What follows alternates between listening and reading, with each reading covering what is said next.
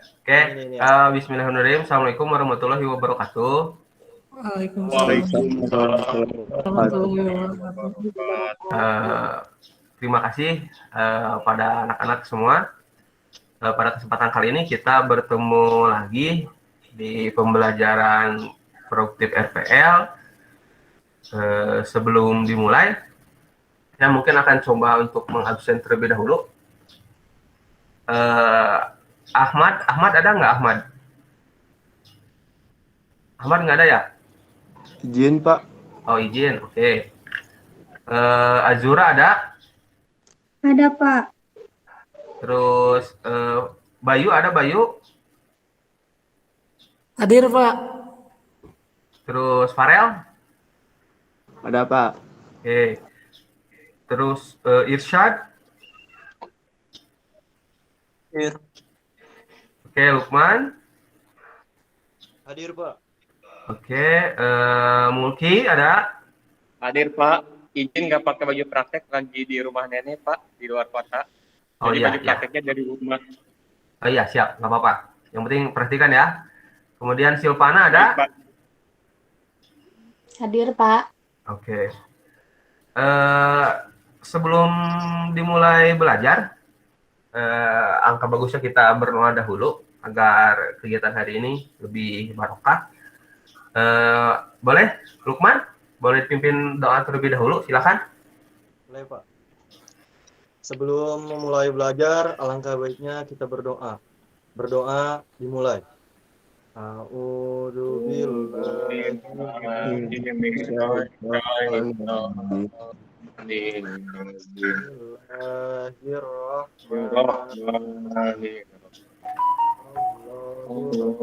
Wasifun qadimun ajariyun hayyun qayyumun la yanamu Rabbi zikni warzuqni fahdan wasi'an amin. Selesai. Oke. Alhamdulillah, mudah-mudahan dengan kita awali dengan doa bisa membuat pembelajaran hari ini lebih barokah, lebih bermanfaat buat kita nantinya. Amin. Kemudian saya mau, sebelum mulai pembelajaran, saya mau menampilkan sebuah video. Nanti tolong diperhatikan videonya, kemudian nanti coba disimpulkan.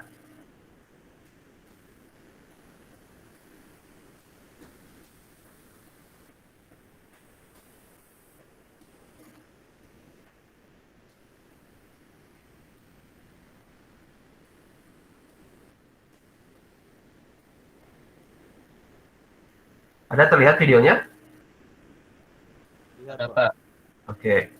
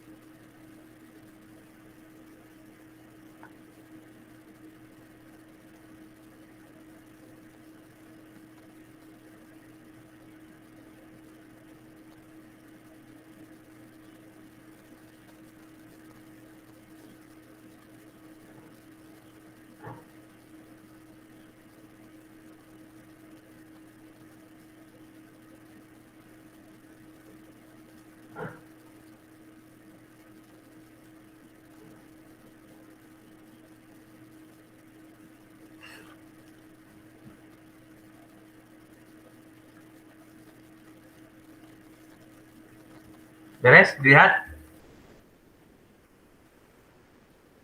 Oke, saya bakal coba minta, coba Jura tolong disimpulkan apa yang tadi Jura lihat di videonya.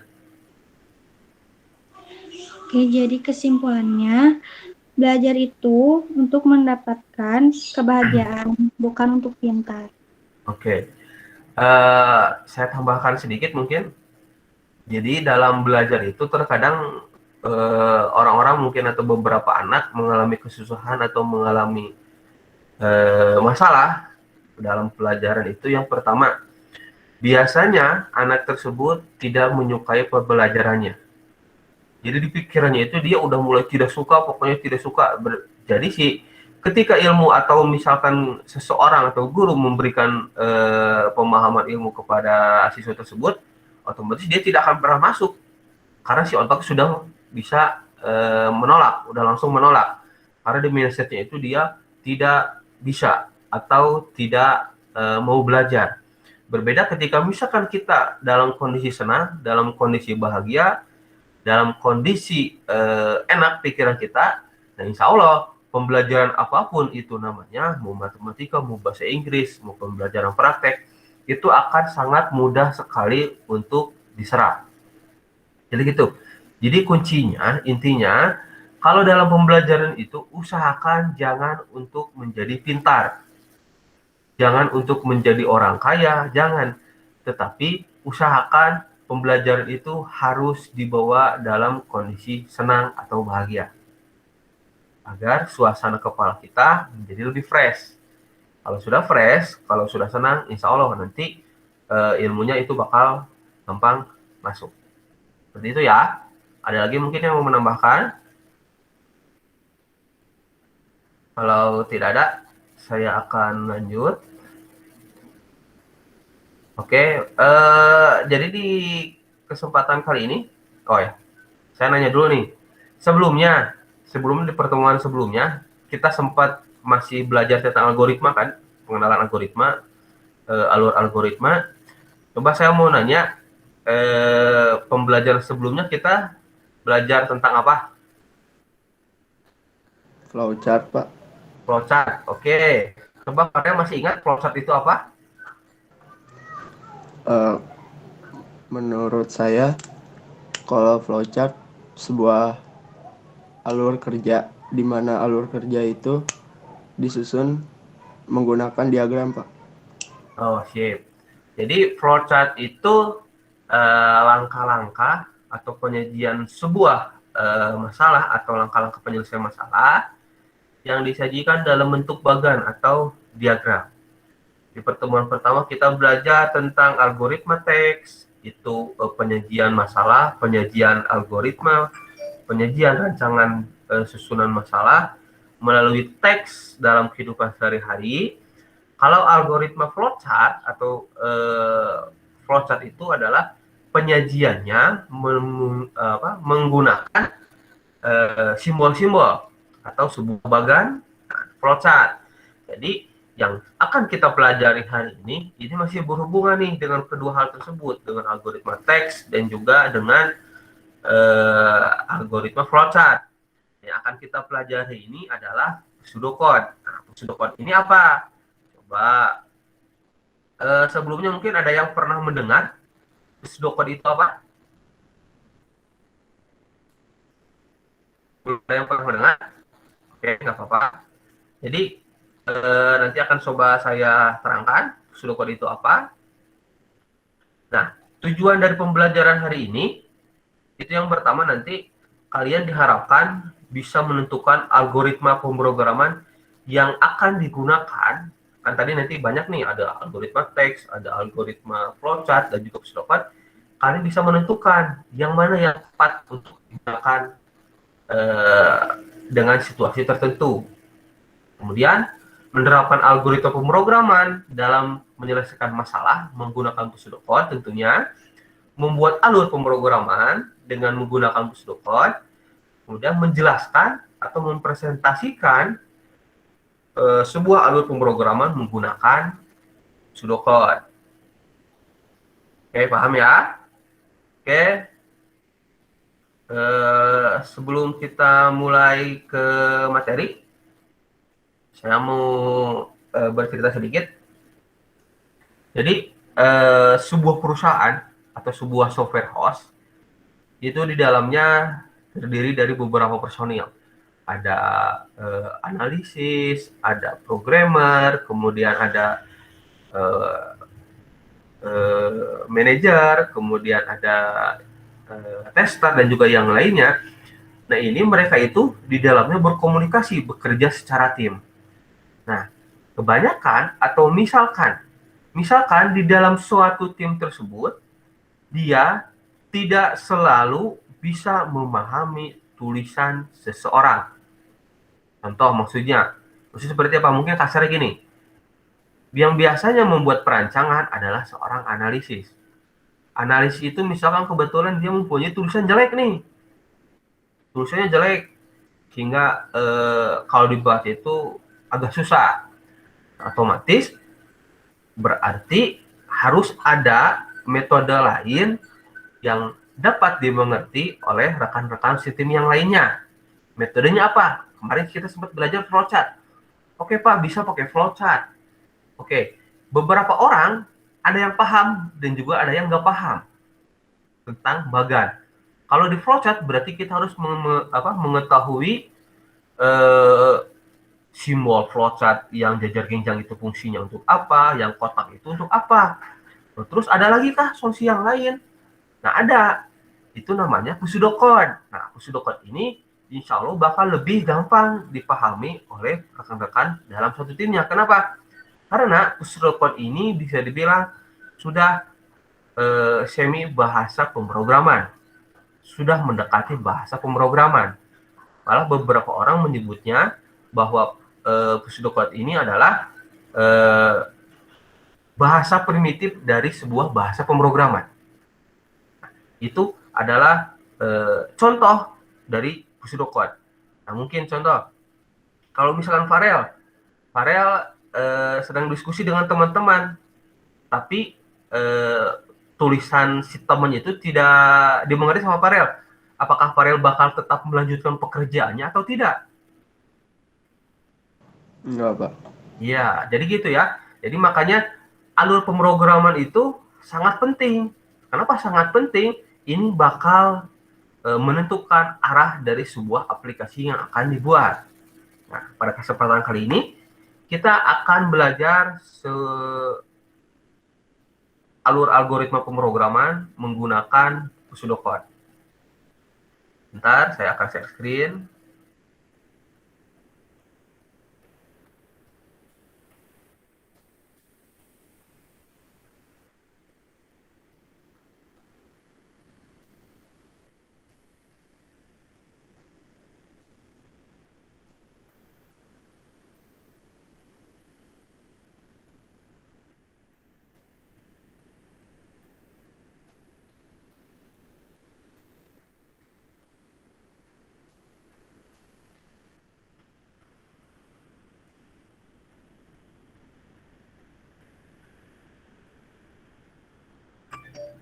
Terlihat?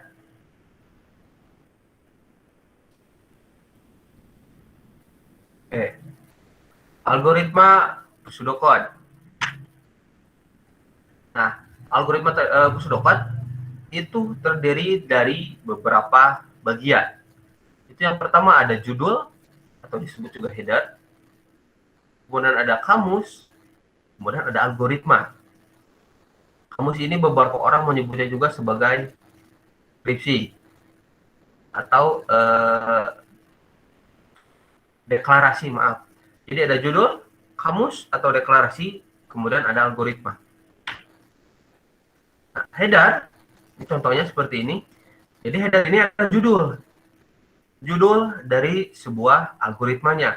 Kalau misalnya kita membuat algoritma pemrograman luas kubus, berarti judulnya adalah program luas kubus. Gitu ya. Gampang. Kemudian ada kamus atau deklarasi. Di sini biasanya isinya tentang tipe data, kemudian ada penamaan variabel, kemudian pemberian nilai kepada variabel. Nah, ini disebutnya deklarasi. Kita simpan di dalam deklarasi atau di kamus. Nah, ini contoh deklarasi. Ini adalah konstan P real sama dengan 3,14. Ya. Konstan nama string sama dengan Alex. Konstan benar boolean sama dengan true. Ini adalah deklarasi. Contohnya, kita akan pelajari nanti langsung agar lebih mudah dipahami. Nanti kita langsung ke latihan. Kemudian ada deskripsi. Deskripsi ini adalah algoritma, bagian inti dari suatu algoritma yang berisi instruksi atau pemanggilan aksi yang telah didefinisikan. Nah, untuk deskripsi ini dia adalah prosesnya. Input C, D, menerima masukan dua bilangan C dan D. Jika C lebih kecil dari D, maka nah ini disebutnya adalah deskripsi. Nah, kemudian jadi pseudocode itu adalah penyajian algoritma dengan pseudocode, berarti menggunakan kode yang mirip dengan kode pemrograman yang sebenarnya pseudocode lebih rinci dari English atau Indonesian structure. Jadi tadi sudah sempat saya jabarkan di awal bahwa pseudocode ini adalah bahasa primitif dari bahasa pemrograman.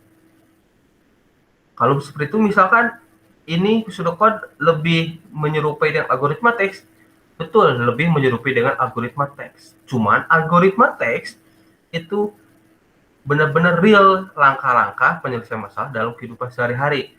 Tapi kalau pseudocode ini dia sudah menyerupai bahasa pemrograman dan juga langkah-langkahnya ini lebih terperinci. Nah, ini contohnya. Contoh 1 ini judul berarti menghitung rata-rata 3 buah data. Algoritmanya input A, B, C jumlah sama dengan A tambah B tambah C sama rata sama dengan jumlah dibagi 3, output sama dengan rata-rata. Oke, ini latihan soal, sip. Materinya sekian, ada yang mau ditanyakan terlebih dahulu?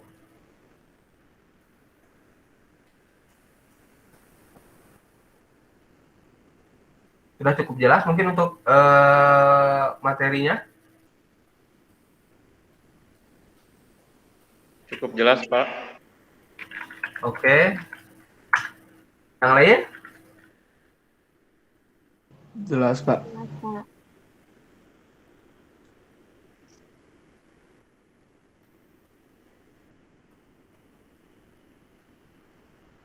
Jura, jelas Jura? Jelas, Pak. Oke, kalau sudah cukup jelas, sebentar. Ingat ya, sesuai tadi video yang sudah saya tampilkan di awal, dalam proses pembelajaran itu kita harus senang supaya kita mengalami si otak kita itu lebih fresh dan juga lebih bisa menerima dalam proses pembelajaran. Benar nggak ada yang mau ditanyakan? Kalau nggak ada yang ditanyakan, kita langsung ke tugas.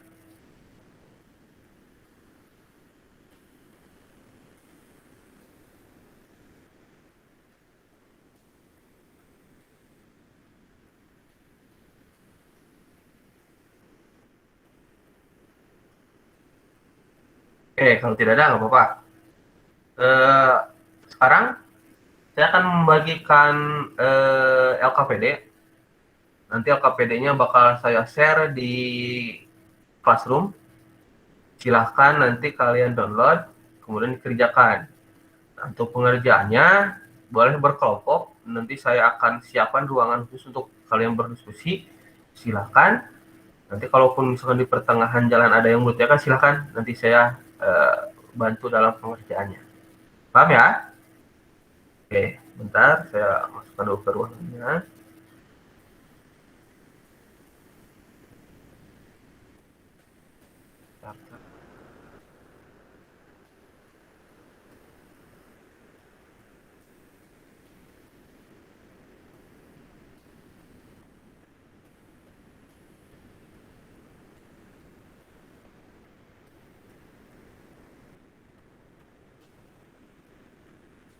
Oke.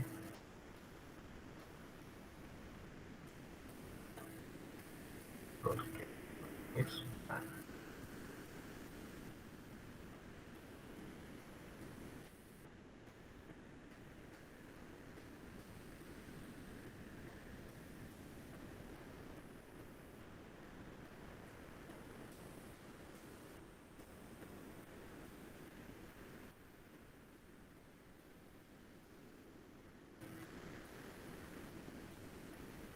Nah, saya sudah nge-share link di kolom chat.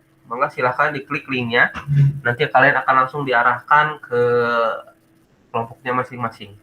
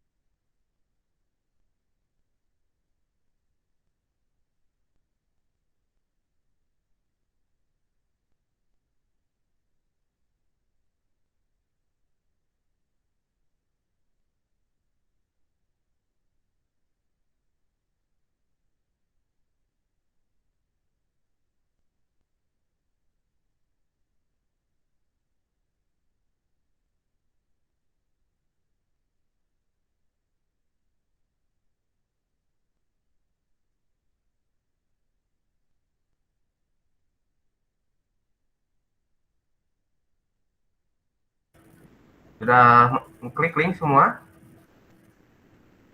Lukman, ayo klik linknya biar langsung bisa dikerjakan LKPD-nya. Aku linknya nggak ada, Pak. Nggak ada? Nggak Ada ini yang bawah.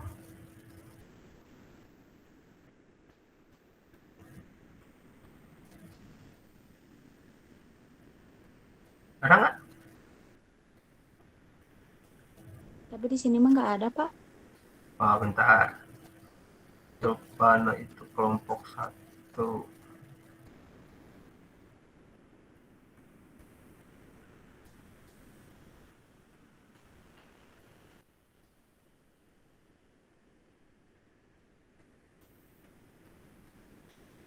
Hasil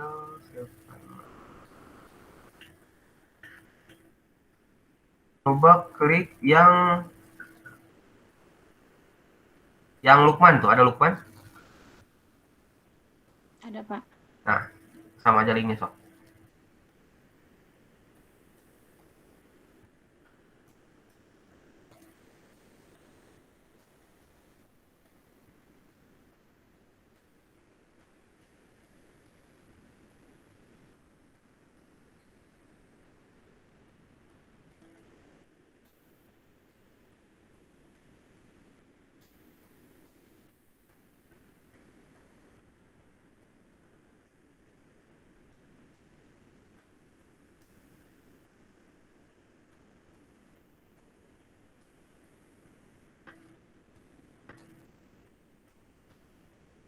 Halo Lukman, ada Lukman? Ya Pak, bentar Pak. Ini susah masuknya Pak. Bentar. Oh iya, sok.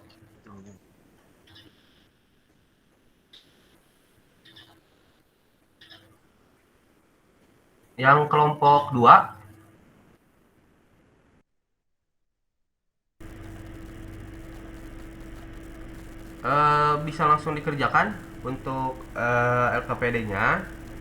Nanti saya kasih waktu 15 menit untuk pengerjaan.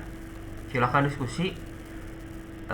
Nanti di akhir salah seorang salah seorang nanti bisa mempresentasikan di depan yang lain. Kalau ada yang tidak dipahami, boleh langsung ditanyakan kepada saya. Paham ya? Pak. Ya, sok. Halo Pak. Yuk. Siap, Maman?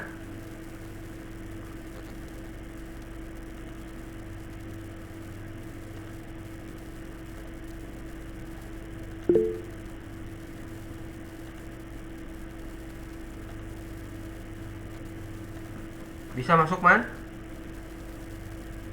Bisa Pak. Saya menjelaskan nomor 1 Pak, bareng nomor 2. Sok boleh. Nanti kelompok 1 itu yang nomor pertama, nanti untuk yang kelompok 2 nanti yang soal kedua. Nanti untuk Baik, Pak. pengerjaannya coba diskusikan nanti sama Bayu sama Mulki ya. Jangan Iya, kerja Pak. sendiri. Ya. Baik, Pak.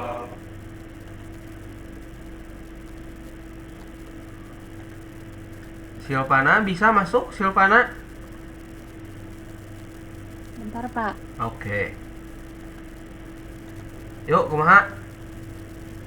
Kalau yang di pseudocode itu terakhirnya emang harus pakai titik koma Pak di akhir katanya. Kalau untuk pseudocode sebetulnya sih tidak, yang pernah saya pelajari tidak ada aturan baku sebetulnya untuk pseudocode itu. Jadi karena ini mendekati bahasa pemrograman atau mendekati bahasa pemrograman yang real, nah itu makanya di setiap akhir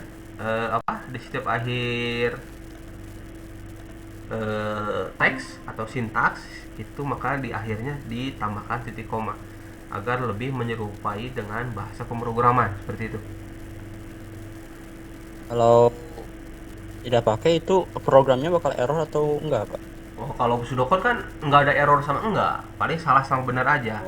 Yang terpenting sih kalau dalam pseudocode itu langkah-langkahnya sama alurnya.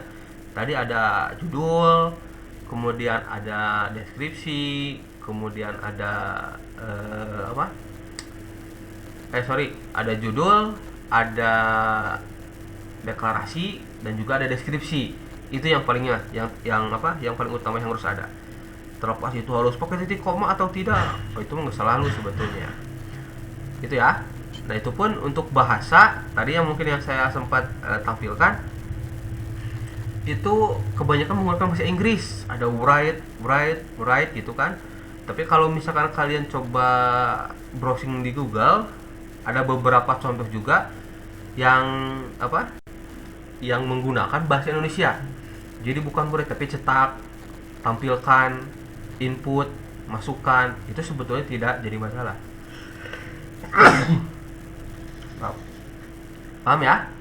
Coba dikerjakan dulu.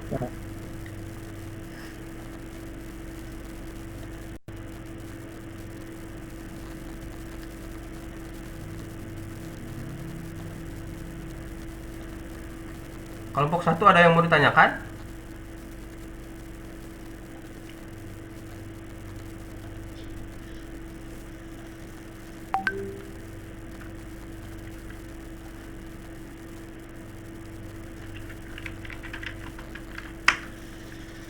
Tadi Pak, panjang luas persegi panjang kali lebar kan dan hasilnya luas gitu kan.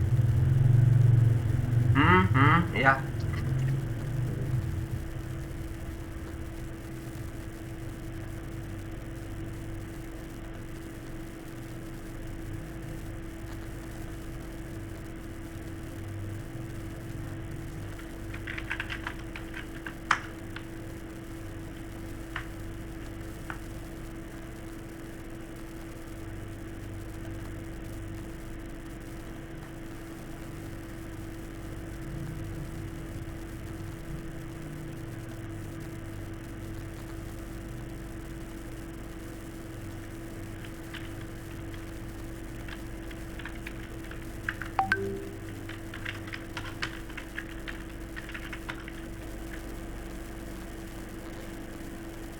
Jadi jangan disamakan dengan kemarin kita membuat algoritma teks.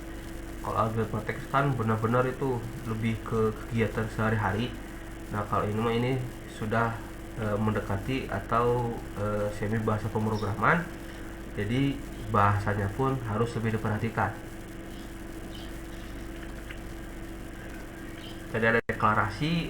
Deklarasi itu adalah semua hal yang mau kita gunakan pada proses itu harus terdaftar, harus terdapat, harus ada di bagian deklarasi. Ingat, jadi kita misalkan di deklarasi itu ada memasukkan bukan rumus, misalkan luas atau misalkan tinggi, tapi di bawahnya itu bisa kita menggunakan luas sama tinggi. Tapi kalau di bawah kita mau menggunakan luas tinggi, kemudian di deklarasi kita cuma ada luas saja, berarti itu salah. Kenapa salah? Karena tinggi itu tidak ada di bagian deklarasi, gitu ya.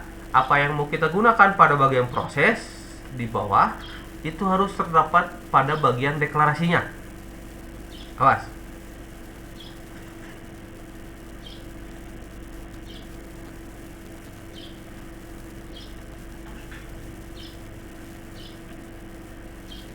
Kelompok 2 beres?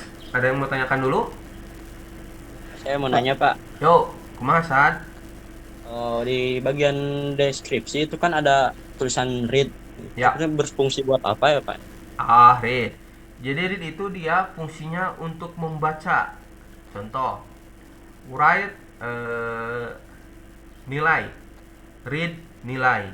Nah, berarti kita memasukkan sebuah nilai, kemudian si nilai tersebut dia akan diproses atau ditampung atau dibaca ke dalam sebuah variabel yang baru, gitu. Jadi kalau misalkan kita write nilai tapi kita tidak menyediakan read-nya, itu tidak akan bisa diproses di bawahnya, gitu. Ibaratnya gini, kita menyediakan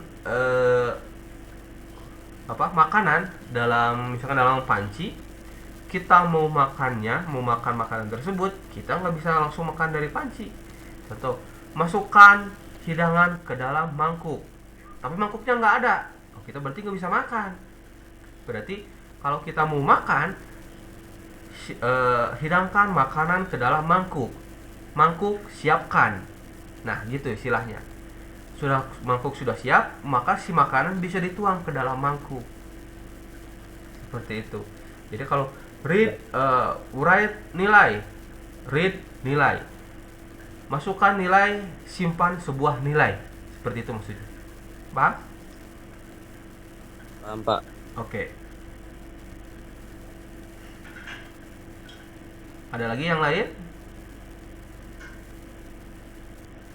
Beres? Kelompok 1 beres?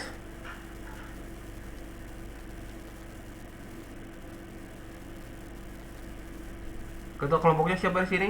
Lukman? Beres Lukman? Baik Pak, dikit lagi Pak. Oke, silahkan. Saya kasih waktu 5 menit lagi ya. Nanti udah 5 menit bisa langsung dipresentasikan.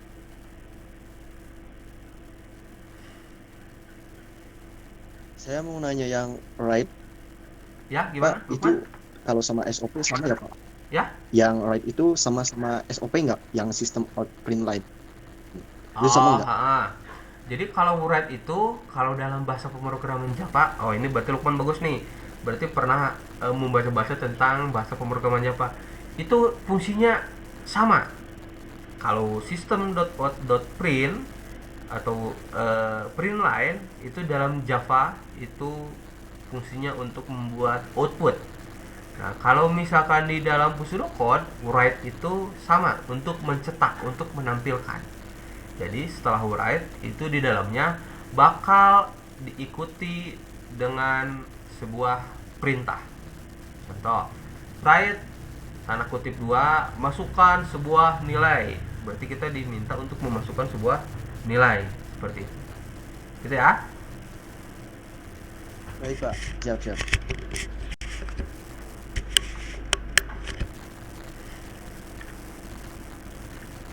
Ada lagi yang lain?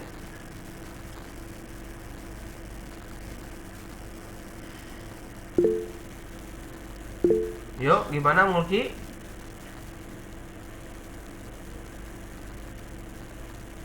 Ada yang mau tanyakan?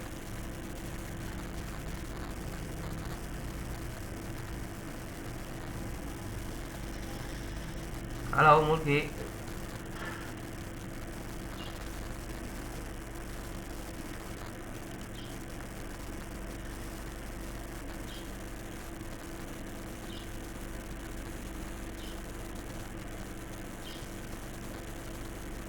Ada suara saya Mulki?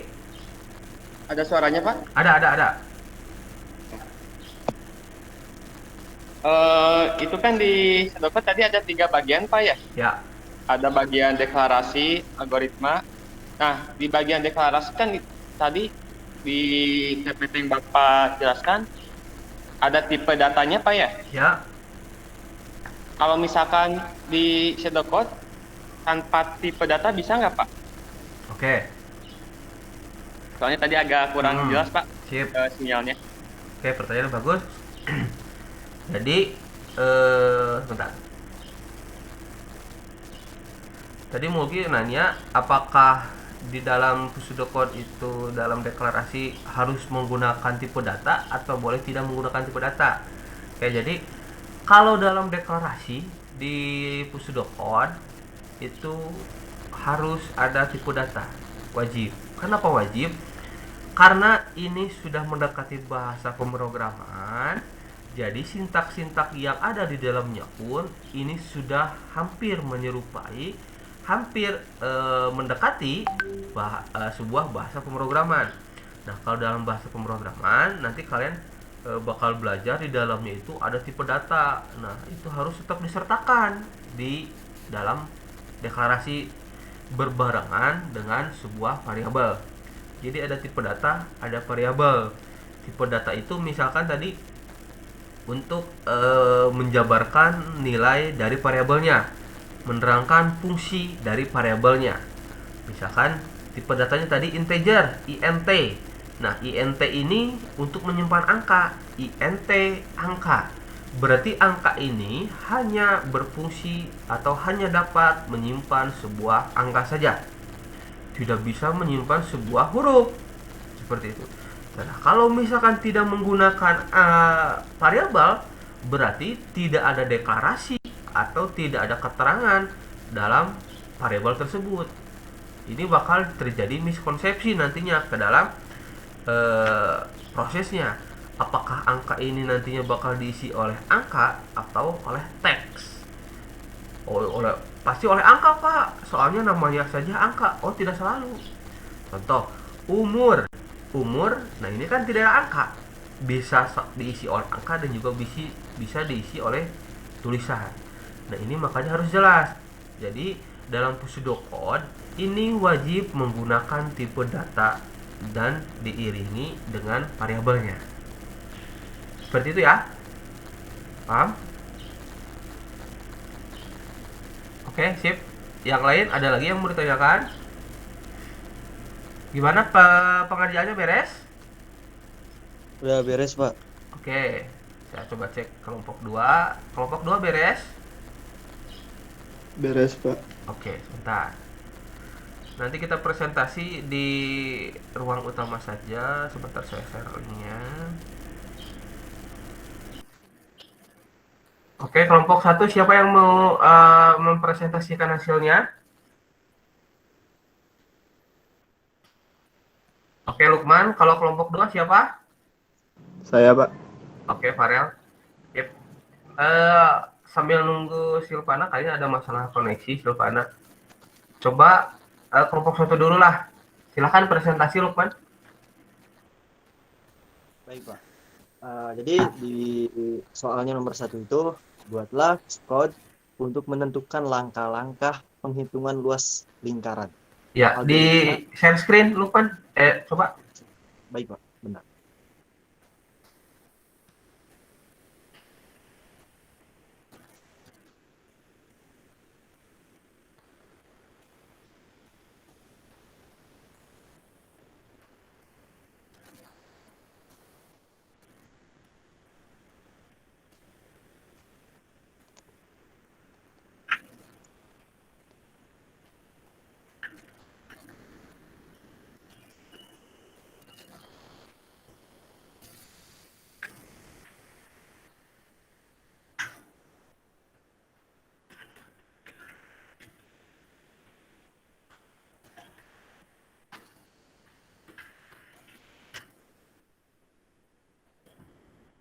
Ini, Pak.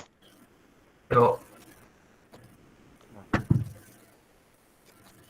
Dibuat penugasannya untuk menentukan langkah-langkah benar, Pak.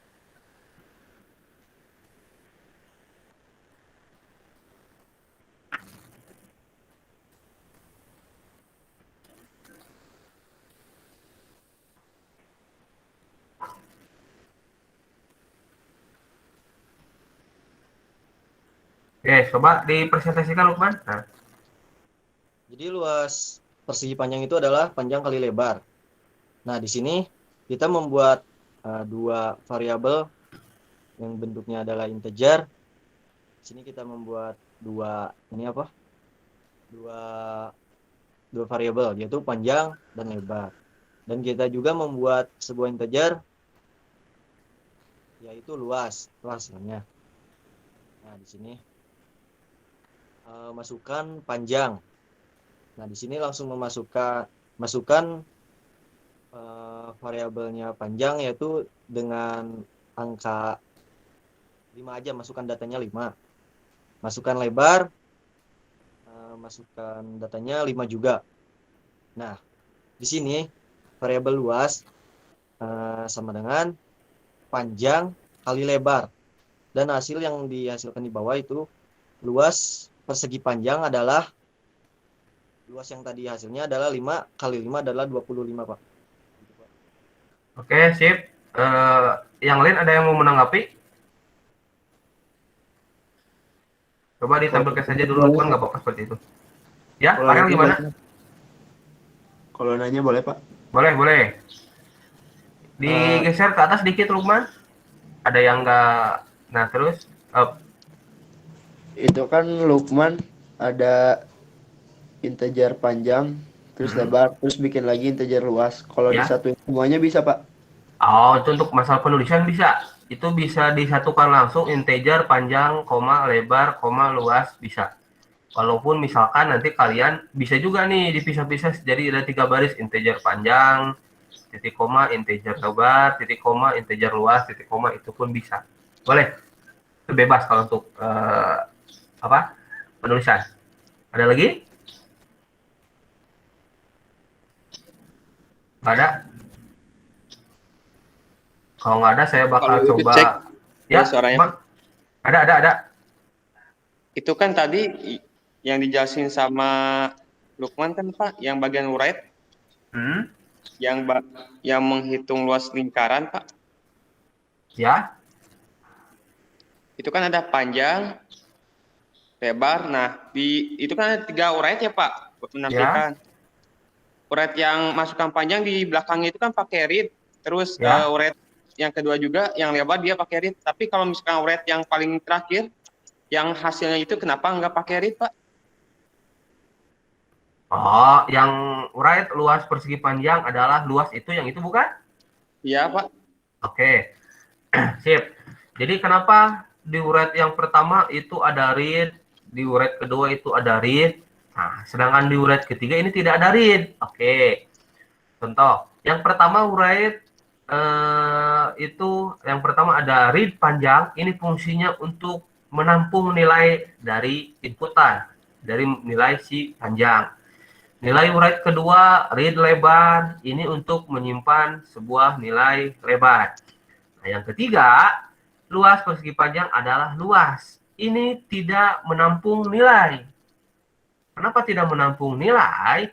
Karena proses menampung nilainya itu sudah dilakukan di baris atasnya. Luas, tanda panah panjang kali lebar.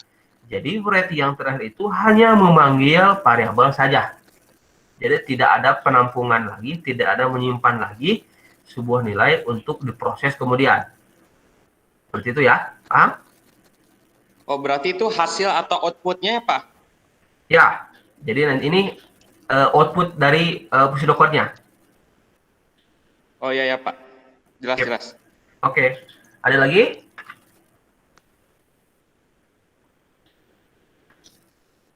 Jelas? Oke, kalau sudah jelas, baik, cukup Lukman. Hasil kerja kelompoknya bagus. Nanti saya akan coba tambahkan nilainya. Silakan kelompok 2 dipresentasikan.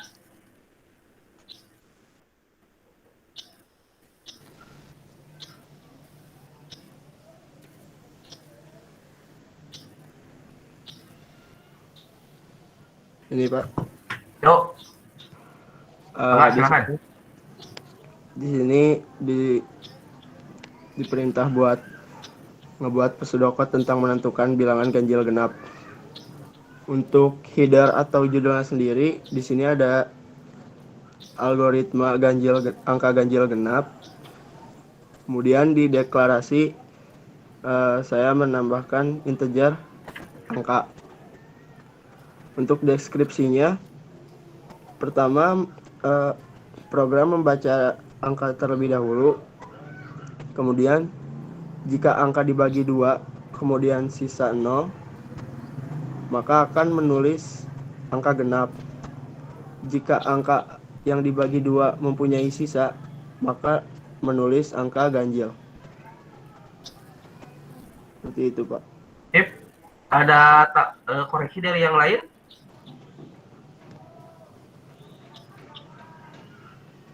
Masukan mungkin?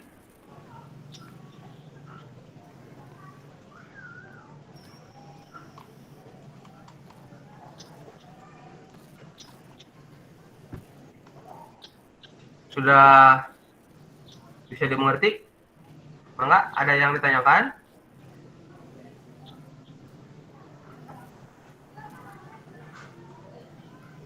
Dari Boleh, kelompok Pak. satu mungkin ada. Ya, gimana Mulki? Silahkan nanya lagi, boleh? Pak, kenapa untuk angka atau bilangan genap sama bilangan ganjilnya tidak dideklarasikan ya, Pak? Oh, oke. Di sini ada angka genap dan juga ada angka ganjil. Uraian angka genap, uraian angka ganjil. Ini kenapa tidak dideklarasikan di atasnya? Nah, karena yang dideklarasikan itu Mulki itu hanya sebuah variabel saja. Wadah, tempat penyimpanan. Nah, sedangkan angka genap dan angka ganjil ini bukan variabel, tapi ini adalah sebuah teks yang akan ditampilkan ketika sebuah proses telah selesai dilaksanakan. Gitu ya. Paham Mulki? Oh, berarti untuk hasil atau teks genap itu harus dideskripsi aja, Pak ya? Nggak bisa dideklarasi ya? Ya, jadi kalau misalkan teks untuk ditampilkan, itu tidak usah dideklarasikan di atas, tidak apa-apa. Oh iya, Jadi ya, Pak. kalau dideklarasikan di atas, berarti Mulki harus membuat lagi sebuah variabel di atas. Gitu. Karena ini Oh, hanya iya, Pak. output, jadi tidak usah. Ya, Pak. Jelas. Ada lagi?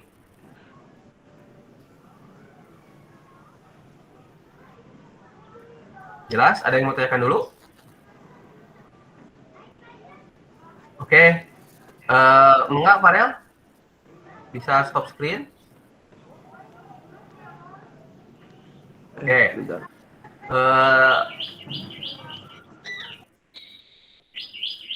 Setelah saya melihat tadi hasil LKPD, hasil pengerjaan yang dilakukan oleh kalian, saya bisa mengambil kesimpulan bahwa alhamdulillah kalian sudah mulai mengerti, sudah paham tentang penggunaan atau penulisan sebuah pseudocode.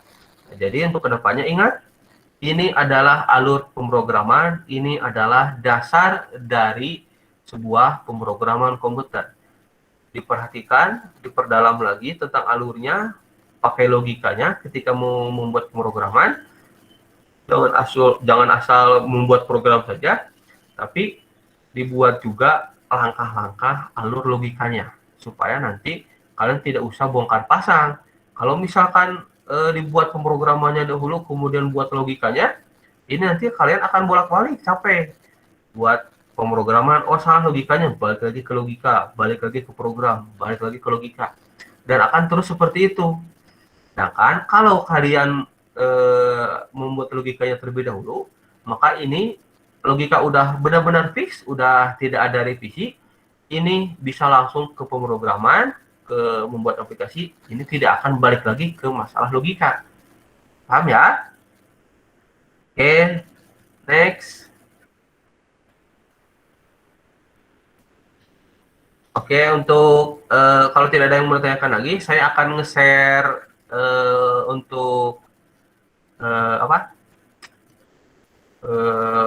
soal latihan. Soal latihannya ini saya sedikit, hanya 5 soal. Saya kasih waktu nanti 10 menit. 5 menit aja cukup. Soalnya ini bentuknya juga PG.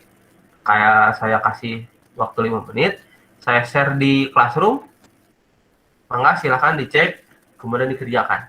Silakan.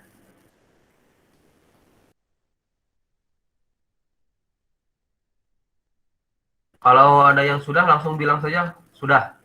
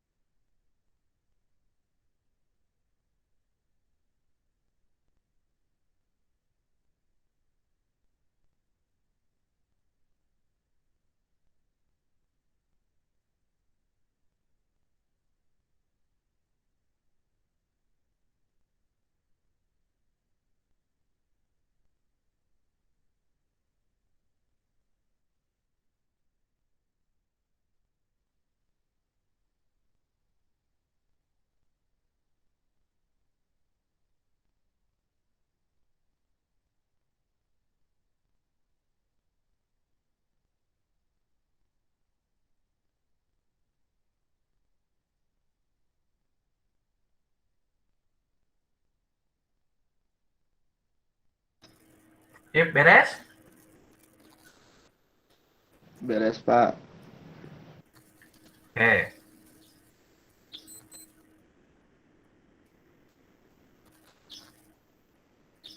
Oke, sebelum saya menyimpulkan, ada lagi? Ada yang masih mengerjakan? Beres, Pak. Ya beres, Pak. Oke, Beres, sip. Pak. Kalau udah beres, akan saya coba simpulkan. Jadi gini, yang pertama, algoritma, alur algoritma pemrograman. Alur algoritma pemrograman itu adalah langkah-langkah pemecahan sebuah masalah menggunakan sebuah algoritma. Contoh, ada algoritma teks, ada algoritma flowchart, ada algoritma pseudocode. Kalau teks itu adalah menggunakan bahasa sehari-hari, kalau flowchart itu menggunakan bagan atau menggunakan diagram, kalau algoritma pseudocode ini dia menggunakan sudah mendekati bahasa semi pemrograman, dan malah beberapa orang mengatakan bahwa algoritma pemrograman pseudocode ini dibilang bahasa pemrograman bahasa primitif dari sebuah bahasa pemrograman. Tadi ada beberapa struktur yang terdapat di algoritma pseudocode, itu ada judul, kemudian ada kamus atau deskripsi, kemudian ada satu lagi apa tadi teh? Ada judul, ada kamus atau deskripsi, satu lagi Deklarasi. deklarasi atau proses ya. Deklarasi atau proses, tiga hal ini, tiga unsur ini itu harus atau wajib ada pada algoritma pseudocode. Jadi kalau tidak ada tiga unsur ini berarti salah. Ya, di dalamnya itu tidak ada aturan baku mengenai penulisan bahasa. Apakah harus menggunakan bahasa Inggris atau bahasa Indonesia? Silahkan saja.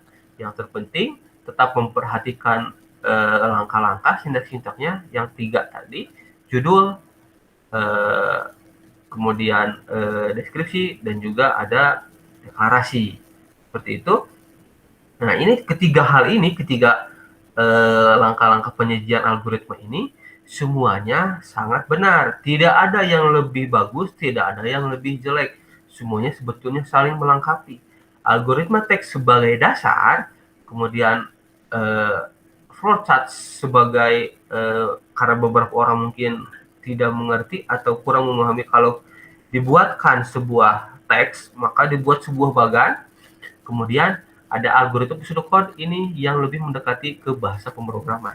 Jadi bakal lebih gampang dimengerti oleh orang-orang programmer. Sampai sini paham? Tidak ada yang bertanyakan dulu? Paham, Pak. Oke, siap. Pak. Kalau sudah paham, ini adalah KD tentang alur pemrograman. Ini adalah materi terakhir. Setelah ini di pertemuan selanjutnya kita akan belajar tentang tipe data dan variabel. Mungkin tadi sempat disinggung oleh beberapa siswa tentang tipe data dan juga variabel. Nah, nanti di pertemuan selanjutnya kita akan membahas lebih dalam lagi tentang tipe data dan juga variabel. Gitu ya. Jadi nanti mulai dibaca-baca lagi di rumah tentang materi tersebut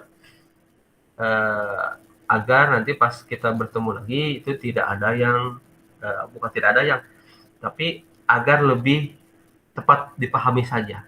Jadi nanti kita tinggal diskusi saja, saya tidak usah terlalu banyak berbicara. Kalian tidak mengertinya tentang apa, nanti akan saya coba jelaskan. Sampai sini, ada yang mau ditanyakan dulu? Sekali lagi, tidak ada? Cukup, Pak. Oke, kalau cukup, sebagai penutup mungkin bisa dipimpin doa. Mangga, silakan. Lukman, boleh pimpin doa lagi? Boleh, Pak, boleh, Pak. Boleh, silakan.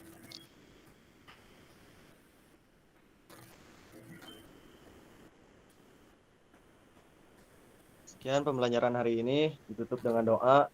Doa di dalam hati, mulai.